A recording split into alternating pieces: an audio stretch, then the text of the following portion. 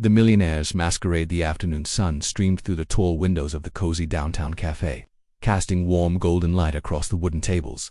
Marcus Chen adjusted his simple button-down shirt and glanced at his watch. Any moment now, she would arrive for their first meeting. His twin daughters, Emma and Sophie, sat beside him in their matching pink dresses, swinging their little legs from the cafe chairs. 5-year-old Emma clutched her favorite stuffed rabbit, while Sophie pointed excitedly at the pastries displayed behind the glass counter. "Daddy, is she nice?" Emma whispered, her blue eyes wide with curiosity. Marcus smiled softly and smoothed down her blonde curls. "I hope so, sweetheart. Remember what we talked about? We're just having a normal day out, okay?" The truth was far more complicated. Marcus Chen was the CEO of a billion-dollar tech company, but today he had deliberately left his expensive suits and luxury car at home. Instead, he wore clothes from a regular department store and had taken the bus to this modest neighborhood cafe. He was tired of dating women who only saw his bank account, not his heart. When his sister had suggested a blind date with her friend Sarah, a kindergarten teacher, Marcus had agreed with one condition. Sarah couldn't know about his wealth. He wanted someone who would love him and his daughters for who they truly were, not what they owned. The cafe door chimed softly, and Marcus looked up to see a woman with flowing blonde hair entering. She wore a crisp white blouse and a flowing mint-green skirt that swayed as she walked. Her smile was genuine and warm as she scanned the room, clearly looking for someone. "That must be Miss Sarah," Sophie announced loudly, making Marcus chuckle. Sarah's eyes found their table, and her face lit up with recognition. She approached slowly, her heels clicking softly on the wooden floor. But what happened next surprised Marcus completely. Instead of greeting him first, Sarah knelt down to the twins' eye level. "You must be Emma and Sophie," she said gently, her voice like honey. "I'm Sarah. Your daddy told me so much about you both." Emma giggled and held up her stuffed rabbit. "This is Mr. Hopscotch." "Hello, Mr. Hopscotch," Sarah said seriously, pretending to shake the rabbit's paw. "It's very nice to meet you." Sophie pointed at Sarah's earrings, which sparkled like tiny stars. "Those are pretty." "Thank you, sweetie. My grandmother gave them to me." Sarah's eyes crinkled with genuine affection as she spoke to the children. Finally, she stood and extended her hand to Marcus. "You must be Marcus. I'm Sarah Williams." "Nice to meet you," Marcus replied, struck by how naturally she had connected with his daughters. Most women he'd dated barely acknowledged the twins' existence. They settled into conversation over coffee and juice boxes. Marcus had prepared a story about working in technology support and living in a small apartment across town, but as they talked, he found it increasingly difficult to focus on his deception. Sarah spoke passionately about her work with children, her eyes lighting up as she described helping struggling students learn to read. She asked thoughtful questions about the twins' interests and even knew about their favorite cartoon show.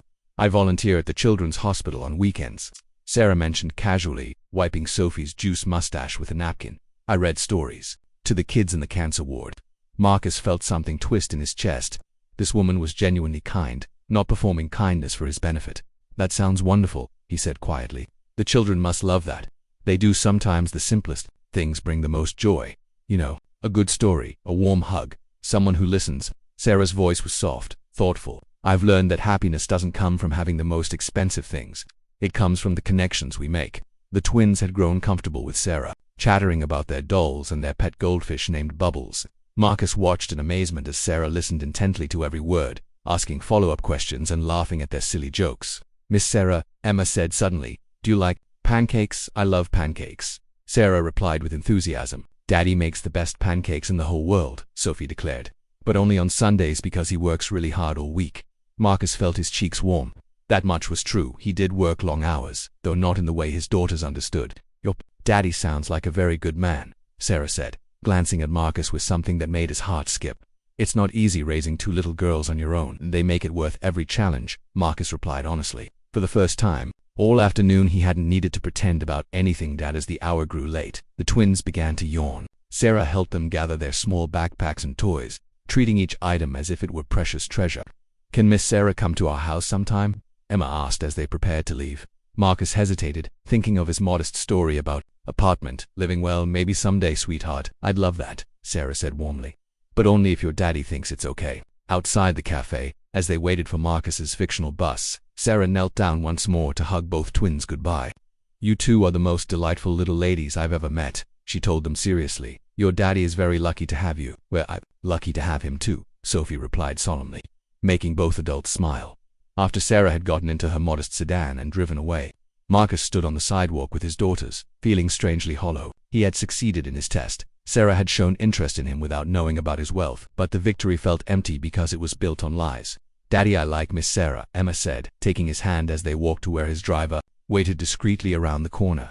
"She smells like flowers and she listens to us," Sophie added, skipping beside them. That night, after tucking the twins into their beds in their mansion overlooking the city, Marcus sat in his home office staring at Sarah's phone number. She had given it to him with a shy smile, suggesting they meet again soon. He wanted nothing more than to call her, to hear her gentle voice again. But how could he continue this charade? And more importantly, how could he tell her the truth without losing the most genuine connection he'd felt in years? Marcus looked out at the city lights twinkling below and made a decision. Tomorrow, he would tell Sarah everything. He would risk losing her to gain the chance of something real, because his daughters were right. Sarah was special, and special people deserve the truth, no matter how complicated it might be. The moonlight streamed through his office window as Marcus finally smiled, thinking of Sarah's kind eyes and the way she had made his daughters laugh. Perhaps, just perhaps, love built on honesty would prove stronger than love built on pretense. Only time would tell.